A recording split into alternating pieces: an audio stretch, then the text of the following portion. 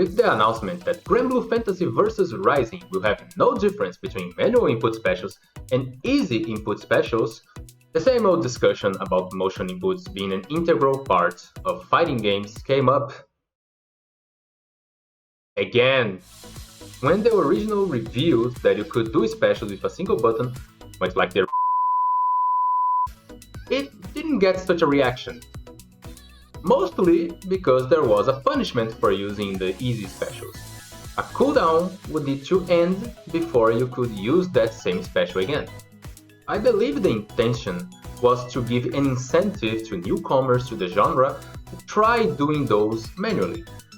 Whether if it was successful or not on doing that is not information I have access to. That's not just anecdotal. But it made me think it was a good system. At the time, with the release of other games doing similar accessibility options, I started growing kind of resentful of the old Granblue system. It's the one that punishes the harshest out of the most recent examples, like DNF mana system and Street Fighter 6 with the damage and move release reduction. I'm not a beginner. While I'm not an amazing player, mostly because my neutral is being George of the jungle, I'm very much comfortable with motion inputs, but I will not say it was an easy road. Especially since I was by myself for a long time, and the fact that in the case of Rising, newcomers will be able to play the best part of fighting games, aka the actual fighting, places a smile upon me. But as clockwork, the FGC is very against that type of change. And I can understand, motion inputs bring a lot to the fights and characters, of course. Motions will make it harder, not necessarily impossible, to do a move out of nowhere. For example, the opponent jumps towards you. What is more reliable? A normal that hits upwards, or a DP?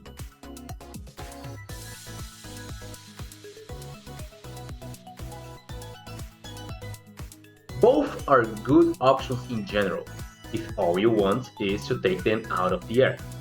And part of the mind games is exactly making these choices in the moment, forcing your opponent to commit to an unsafe move, so on and so forth. Moreover, motion inputs can, and a lot of times, do provide characters distinct gameplay feel. Charge character, a negative edge character, and an old school Shoto, all these, even if their specials and moves were the same, they would have very distinct feelings. I think those two are the best arguments in favor of motion inputs being a thing in 2023 and onwards. I hear about the balancing argument quite a lot, which can be true, of course. The Guile in Street Fighter 4 for the 3DS, doing sonic booms and flash kicks instantaneously, but it's a matter of balancing. You can make a move slower or less invincible to account for that, I assume. I'm not a game designer. But for that same example, we actually have a successful simplification, let's say, those same moves. Geiger from Phantasy Strike kinda already does that, and it does very elegantly, I would say. After all that, let me ask you, why am I okay with not having special inputs at all? Well, because as I stated before, I would like the newcomer to actually get to what I perceive as the best part of the genre, the neutral game and mind games.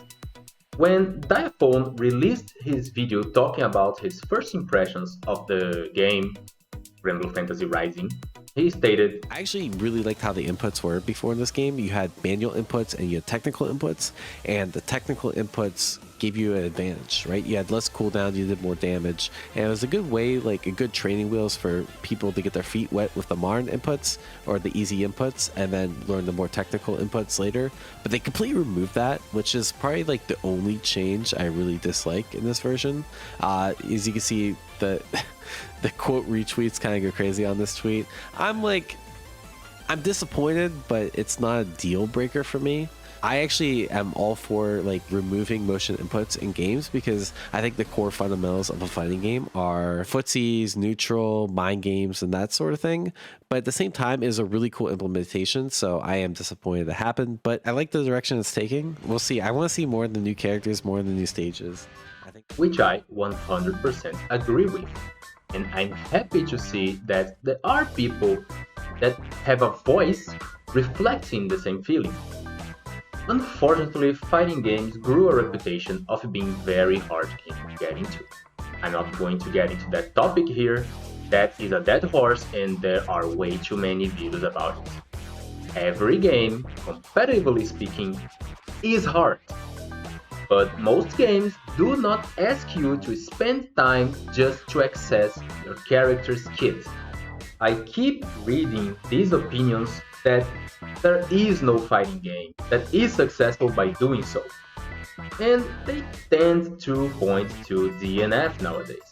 While DNF's downfall is not something I'm diving into here as well, the game being too expensive, has no content, unbalanced beyond reason, no communication from the devs, no post-launch support, no marketing, being an IP most people do not care outside of Asia, I wouldn't say it was because of the option to ignore motions that killed its momentum.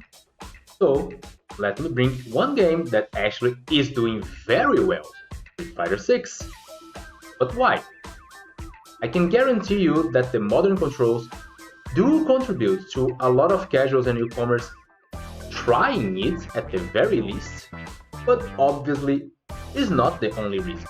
Since the game is really good and has a pretty sizable single-player campaign that doubles as a fun enough interactable tutorial, and of course being fucking Street Fighter, it is yet another thing for newcomers to not be scared to play it. Maybe move to online, learn the traditional controls when they feel ready and or want to do so. And this is kind of the whole point. You can't force the newcomer to learn. They will learn if they feel like it. No genre is for everyone, and I don't really need everyone to like fighting games. Honestly, at this point, I really just want people to give the genre a fair shake. That's all I want. And I'm tired of hearing that motion inputs are being this entry barrier. Hello, editing puppy here. Funny, funny how things work out, right? While I'm editing this video, actually finishing editing, Evil is happening, and we actually got a closer look at Project L. And honestly, I think regarding every universal mechanic they showed, I think just proves that you can have a deep combat system even without the whole motions. My point still stands that motions can be fun in themselves, but I do like that they are showing that the game is more than just execution. Anyway, back to the video. We all know that motions aren't really that hard, but they can be scary.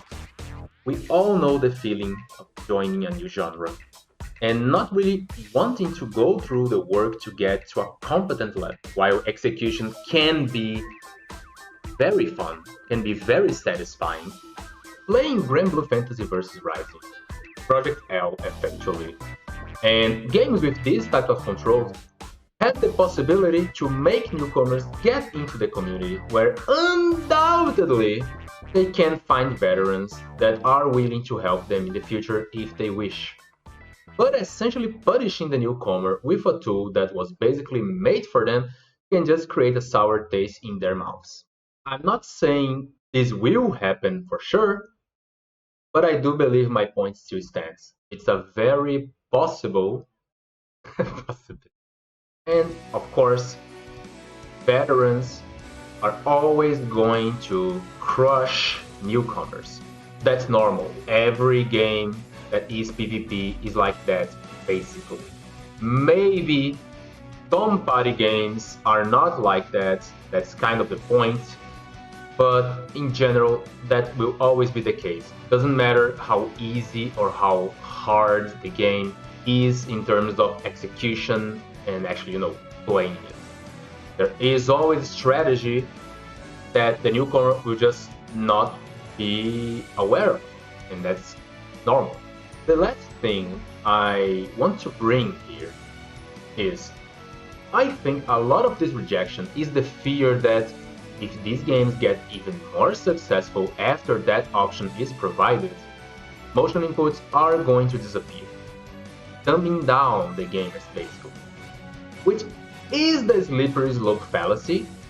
Yet, while I'm not saying this can't happen, and we have a good video about this exact fear and possibility by Globku regarding Project L, I want to believe it won't happen. And I think it's great we are getting new IPs doing that, even though Granblue is not new, but I hope you can cut me some slack here. I don't want Street Fighter, BlazBlue, KOF, Uniclear, Melty to give up on those. These IPs already have established fans, and I don't want anyone to lose what they find fun about their respective games.